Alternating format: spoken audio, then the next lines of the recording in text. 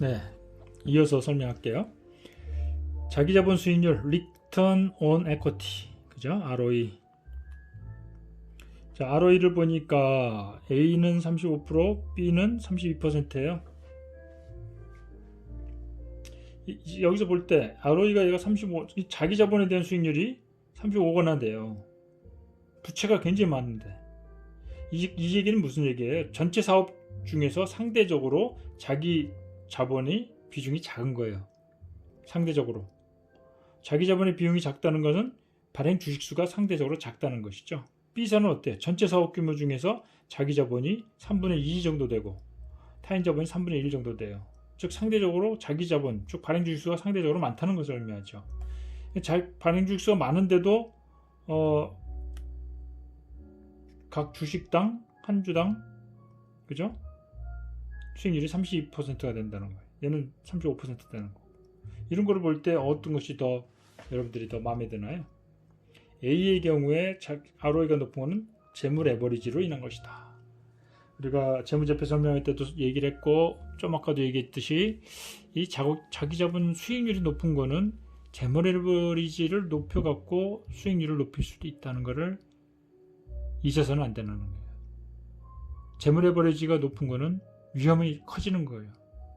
그래서 ROE가 높다고 무턱대고 좋아할 것이 아니라 그것이 뭐 때문에 높은 거냐? 재물 레버리지가 높기 때문에 높은 거다. 그러면 우리가 긍정적으로만 볼 수 없다는 겁니다. 전통적으로 볼 때 ROE가 10에서 20%, 어떤 거는 보통 10% 미만이 대부분이에요. 근데 35%가 된다는 거는 이례적으로 높은 수준이죠. 근데 그게 주 요인이 이렇게 높은 이유가 레버리지가 높기 때문이다. 그죠? 레버리지가. 그걸 생각한다면 좋아할 일만은 아니다.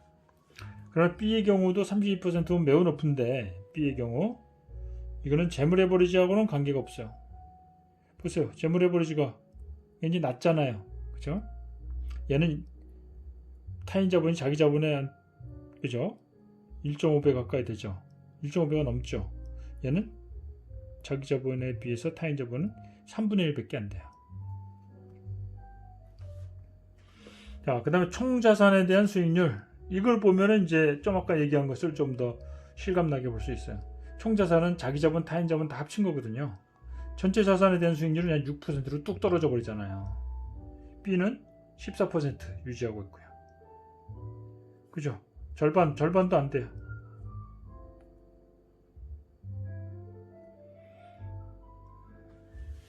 그래서 자산 수익률이 높고 A는 자산 수익률이 낮다. 일반적으로 은행 이자 수준에 그친다. 무위험 수익률. 이때는 요 표를 만들 때 이제 무위험 수익률이 꽤 높은 그 시절에 만든 거라서 이런 얘기를 합니다. 자, 그 다음에 이제 순이익을 볼까요? 네트 인컴. 여기 순이익이 어디 있어? 여기 있죠.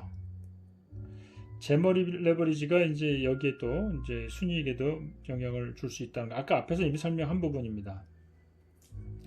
재물 레버리지가 높은 A 기업의 경우에는 이자 비용으로 순이익의 30%가 빠져나가요. 예를 들어서 순이익이 2,728억 정도가 순이익인데요. 이자 비용이 11억이에요. 그죠? 30% 이상이죠? 그죠? 순이익 28억 중에 이제 순이익이 28억 났는데 제품제표를 보니까 이자만 11억이 나갔어요. 굉장히 큰 비중이 빠져나가는 것이죠. B 기업을 볼까요? 순이익 14억 중에서 났는데 이자 비용은 7,800만 원밖에 안 나왔어요. 이자가 오르더라도 B 기업은 큰 영향을 안 받죠. 근데 A 기업은 이걸로 인해서 휘청거릴 수가 있어요. 경기가 안 좋을 때 순이익이 뚝 떨어지는데 이자 비용 그대로 있잖아요. 따라서 순이익을 크게 까먹을 수가 있다는 거예요. 그래서 경기 침체가 오면은 좀 금방 얘기했죠. 경기 침체가 오면은 A 기업은 재무 압박을 받을 가능성이 있다. 즉 순이익의 굉장히 많은 부분을 이자를 내야 되기 때문에 그로 인해서 순이익이 엄청 손해를 하고 심지어는 순이익으로 이자도 다 못 갚을 수도 있어요. 실제로 경기 불황이 되면요, 영업을 해서 이자도 못 내는 그런 기업들이 생겨요. 굉장히 위험한 기업들이죠.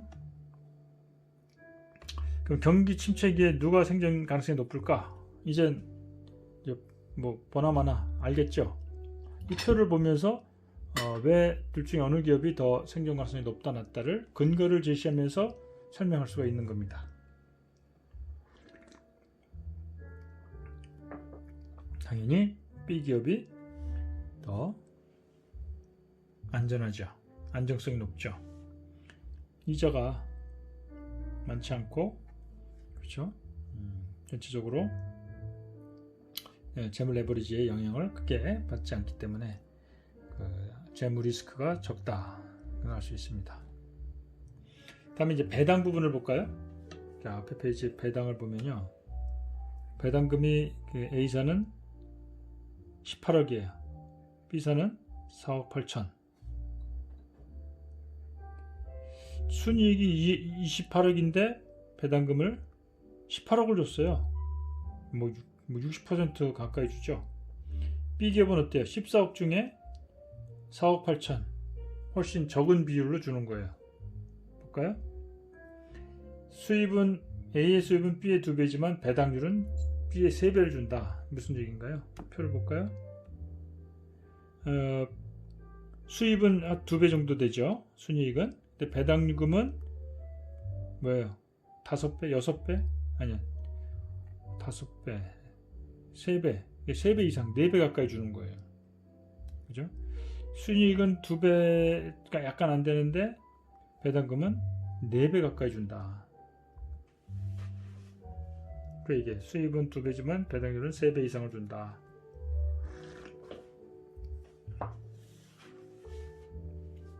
그래서 A기업의 경우는, 그래서 코멘트를 컨설팅을 하자면, 야, 너희 회사는 레버리지가 높아서 왠지 재무 위험이 크다. 그러니까 지금 수익을, 그죠? 자기 자본에 대비 수익률이 높은데 이걸 가지고 배당을 막 64%나 주는 그런 선심 정책을 쓰지 말고 경기 침체를 대비하기 위해서 부채를 줄여라. 경기 침체가 오게 되면은 수익이 줄죠. 이자도 감당 못할 수가 있어요. 그럼 부도나는 거예요. 근데 그게 바로 기업의 재무 리스크죠. 채무를 변제하는 게 더 바람직하다. 한편 B는 ROE가 높아도 배당을 적게 하고, 대부분 배당을 적게 한다는 얘기는 돈을 투자 목적으로 내부에 쌓아 놓는 거예요.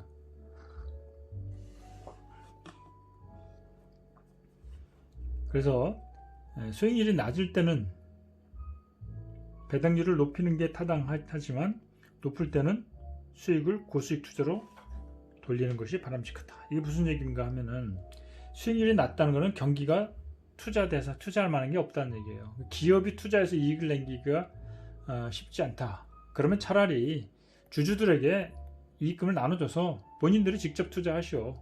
우리 회사로서는 높은 수익을 내기 어려우니 주주들이 능력이 있으면 더 높은 수익을 내기 위해서라도 여러분들이 직접 투자해라.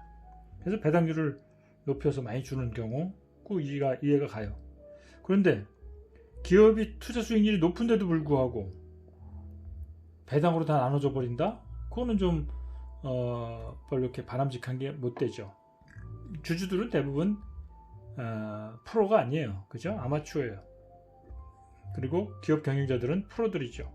프로가 자기들이 이익을 높이 낼 수 있는 그런 기회가 있는데도 그걸 안 하고 그냥 주주들에게 너희들이 알아서 투자해라 나눠준다? 그거는 뭔가 투자자들이 좋아할 일이 아니란 말이죠. 그렇게 이해하면 되겠습니다.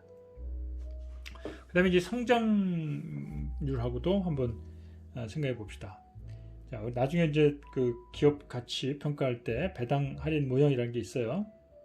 이거는 이제 거기서 우리가 배당 할인 모형에서 기업의 성장률을 사용하게 됩니다. 기업의 성장률은 어떻게 계산하느냐? 우리 기업의 성장성이라고 생각할 텐데, 성장률은 이렇게 계산합니다. 이거예요. 자, G를 우리가 그로스 레이트에 G자를 썼어요. 배당 성장률은 어떻게 계산하느냐? 이거는 내가 이 회사가 투자했을 때 얻는 이익률, 자기 자본으로 얻을 수 있는 수익률, ROE 곱하기 B, 이건 내부 유보율이에요. 얼마나 자기 자금을 많이 쌓아 놓느냐 하고 그 돈으로 얼마나 높은 수익률로 더 이익을 내느냐, 그것에 의해서 성장률이 결정된다 이거죠. 그래서 자기 자본 수익률 곱하기 내부 유보율에서 잠재 성장률을 구합니다. 이렇게 해서 볼 때 A기업은 잠재 성장률이, 배당 성장률이 얼마냐?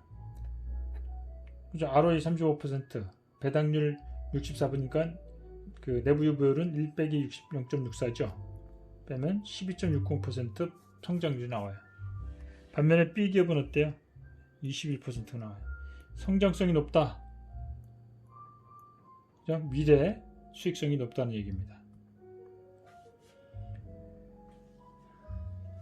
자, A기업은 높은 배당률을 주는데 이건 장래의 성장률을 떨어뜨리는 요인이 된다 이거죠. 여기 보세요. 성장률이 상대적으로 낮죠. B기업보다. 이거는 그쵸? 높은 배당률을 줘가지고 그래. 지금 현재. 그래서 A와 B 배당률과 성장률 관계를 이렇게 계산해서 비교해 볼 수가 있습니다. 자, 이렇게 해서 우리가 재무제표와 재무 비율을 이용해서 몇 가지 재물 레버리지가 기업의 중요한 지표들에게 영향을 주는 거, 또 성장률에 영향을 주는 거, 이런 것들에게 어떻게 영향을 주고 관계가 있는지를 살펴봤습니다. 자, 오늘 수업은 여기서 마치겠습니다. 수고들 했습니다.